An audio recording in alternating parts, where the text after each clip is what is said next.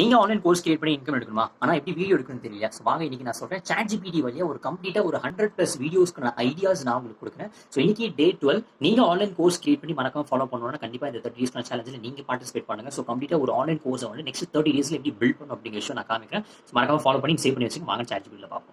First விஷயம் இந்த template download பண்ணுங்க. ஸோ ஒன்ஸ் டவுன்லோட் பண்ண உடனே பார்த்தீங்கன்னா நம்ம வந்து 100 கொஸ்டின்ஸ் இருக்கு இல்லையா? 100 கொஸ்டின்ல இருக்கிற ஃபார்ம்ல வாங்க. ஃபர்ஸ்ட் விஷயம் வந்து பார்த்தீங்கன்னா இந்த 10 எலிமெண்ட்ஸ் வந்து நேற்று பார்த்தோம் இல்லையா? இந்த 10 எலிமெண்ட்ஸ் பேஸ் பண்ணி தான் இந்த 100 கொஸ்டின்ஸ்க்கு நீங்க எடுக்கணும். ஸோ இந்த 100 கொஸ்டின்ஸ் வந்து பண்ணா இந்த ப்ராக்டிகல் வேல்யூ இருக்கா? இது வந்து ஒரு எலிமெண்ட்ஸ். அதுக்கப்புறம் டிஜிட்டல் என்டர்டைன்மெண்ட் இருக்கு. இது ஒரு எலிமெண்ட். ஸோ இந்த மாதிரி எலிமெண்ட்ஸ் பேஸ் பண்ணி தான் ஒவ்வொன்றும் நீங்க வந்து 100 கொஸ்டின்ஸ் நீங்க எடுக்கணும். Each 10 questions. ஓகே, இப்போ ChatGPT எப்படி எடுக்கணுங்கிறத நான் காமிக்கிறேன். ஒன்ஸ் இந்த ChatGPT உள்ள வந்தோன்னா what are the top 10 questions for working people have to create an online course. இந்த ஆன்லைன் கோர்ஸ் தான் வந்து பண்ணா 10 எலிமெண்ட்ல இது ஒரு எலிமெண்ட்.